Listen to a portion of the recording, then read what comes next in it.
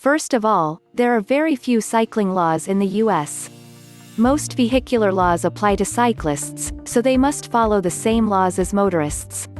I am trying to think of some exceptions except for states with some form of Idaho stop rules. There are two areas I am torn about. One, in most places in the US cyclists pay the same fines as motorists for traffic infractions, and two, liability for accidents is usually in the driver's favor. Could we have some Dutch rules in this case? So for one, I would argue that the penalties for cyclists should be much less for infractions since they are going to cause far less damage if they cause an accident due to an infraction.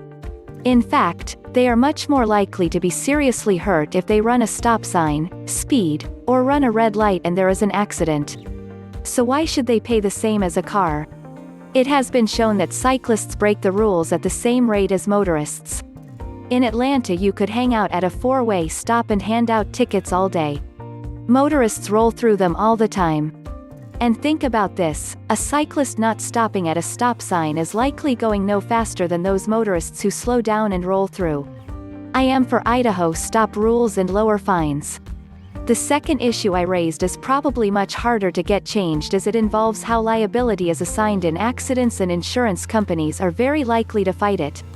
In the Netherlands, first of all, they actually try and figure out fault in accidents with cyclists.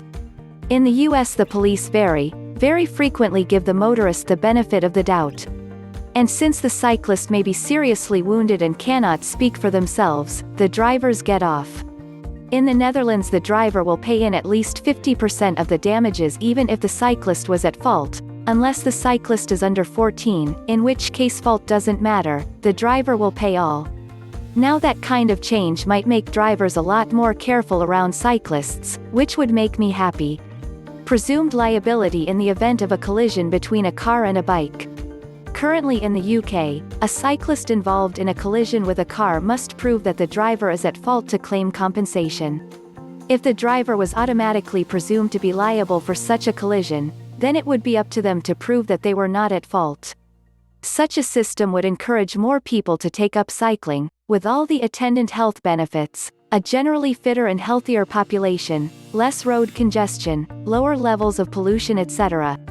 It would also encourage drivers to be more considerate of other road users. There are many other ways to nudge people towards using cycling as their main form of transport, but this seems like the easiest action to make. For me, it's electric bike and related micromobility, change from device regulation to behavior regulation. Europe and many non-European jurisdictions have a patchwork of regulations, many of which say that electric bikes have to be only pedal assist and have only 250 W motors.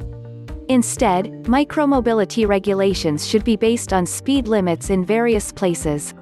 6 km per hour or lower on sidewalks for smaller vehicles, 20 km per hour in bike lanes, street speed limit on streets, maintain restrictions on limited access roads. The device regulations are just silly, adding expense, limiting useful innovation in the space into growing this disruptive innovation space into a new, longer-range transportation model to displace internal combustion motorcycles.